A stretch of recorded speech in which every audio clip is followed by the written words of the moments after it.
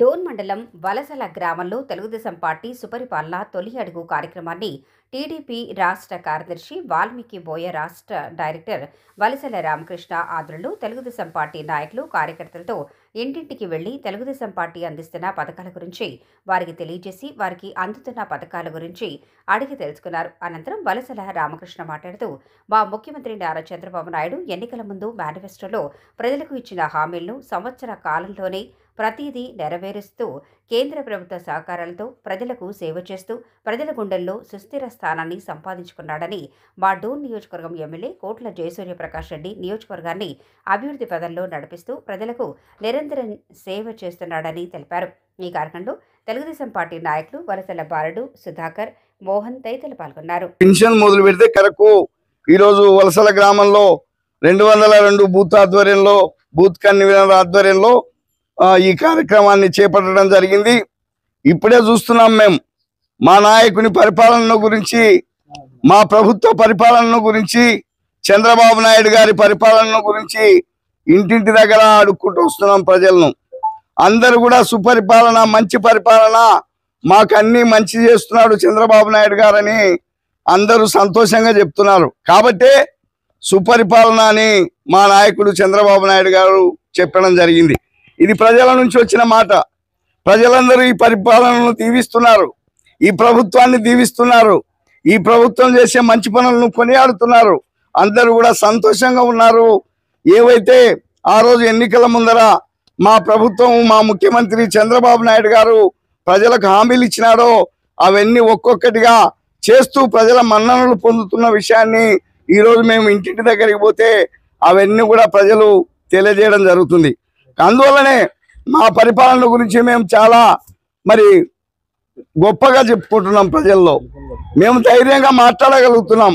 మా పరిపాలన ప్రజల కోసం ఉన్న పరిపాలన, ప్రజల కోసమే మా నాయకుడు చంద్రబాబు నాయుడు గారు పరిపాలన చేస్తున్నాడనే విషయాన్ని ఈ సందర్భంగా మేము తెలియజేస్తున్నాం.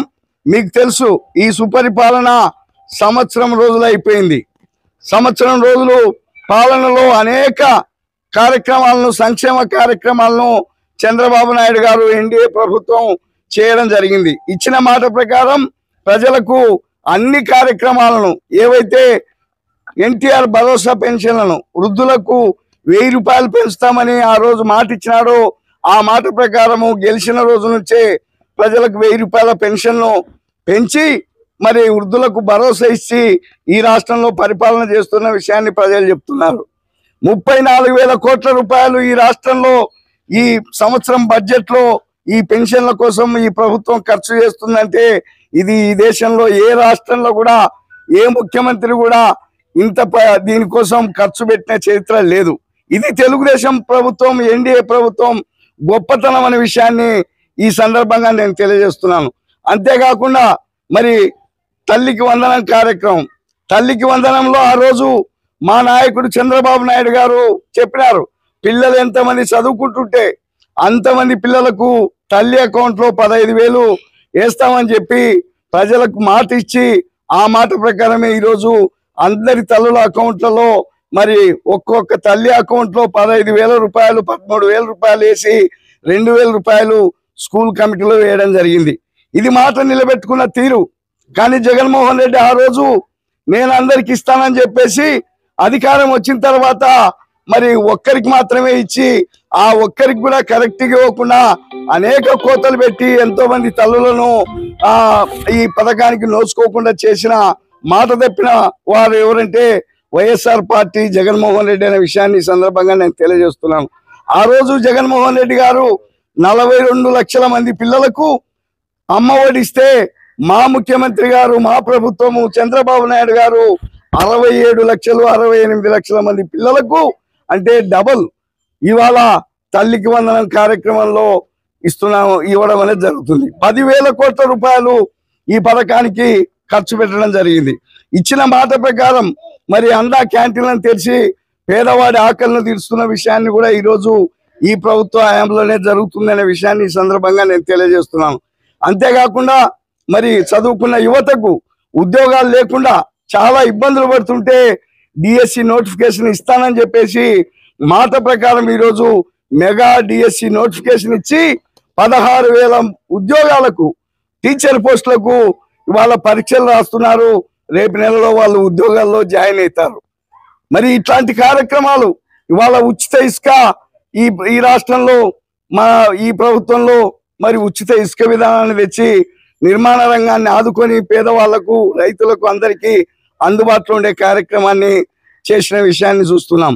అంటే గత ప్రభుత్వంలో ఇసుక కుంభకోణాలు, ఇసుకను అమ్ముకొని వైసీపీ నాయకులు తెగబలిసి కోట్ల రూపాయలు, వందల కోట్ల రూపాయలు రాష్ట్ర ఖజానాకు గండి కొట్టి ప్రజల రక్త మాంసాలను పీల్చుకొని ఇసుకతో వ్యాపారం చేస్తే మా ప్రభుత్వం వచ్చిన తర్వాత ప్రజలకు ఉచిత ఇసుక విధానాన్ని తెచ్చి చంద్రబాబు నాయుడు గారు ఇసుక అందించడం జరుగుతుంది. ఇంతకంటే ఏం కావాలి సుపరిపాలనకు నిదర్శనం? ఇదే సుపరిపాలన అంటే. ఇవాళ రైతులకు సంతోషంగా ఉన్నారు. రైతులు రేపు ఈ నెలలో అన్నదాత సుఖీభవ కింద వాళ్ళకు డబ్బులు వేస్తున్నారు వాళ్ళ అకౌంట్లో.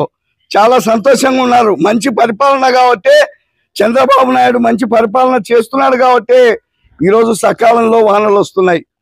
రైతులందరూ కూడా సకాలంలో విత్తనాలు వేసుకుంటున్నారు. రైతులకు కావాల్సిన విత్తనాలకు కావాల్సిన సబ్సిడీని ఇచ్చి విత్తనాలు సకాలంలో రైతులకు అందించడం అనేది మా ప్రభుత్వ గొప్పతనం.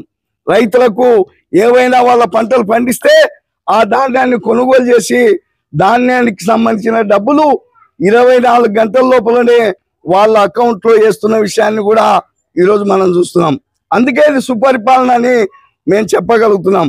రైతులకు కావాల్సిన ప్రాజెక్టులు, సాగునీరు, తాగునీరు అన్ని కూడా ఈ ప్రభుత్వంలో మొదటి ప్రాధాన్యత ఇస్తే మనం పనిచేస్తున్న విషయాన్ని చూస్తున్నాం. అంద్రినివా కాలువ రాయలసీమకు వరప్రసాదిని, రాయలసీమకు జీవనాడి అంద్రినివా. అట్లాంటి అంద్రినివాకు ఈ ప్రభుత్వం సంవత్సర కాలంలోనే 3,800 కోట్ల రూపాయలు ఖర్చు పెట్టి అంద్రినివా కాలువను వెడల్పు చేసే కార్యక్రమం తీసుకున్నాడు మా నాయకుడు చంద్రబాబు నాయుడు గారు. మరి ఇంతకుముందు గత ప్రభుత్వం ఎప్పుడైనా ఇట్లాంటి ప్రాజెక్టు కార్యక్రమం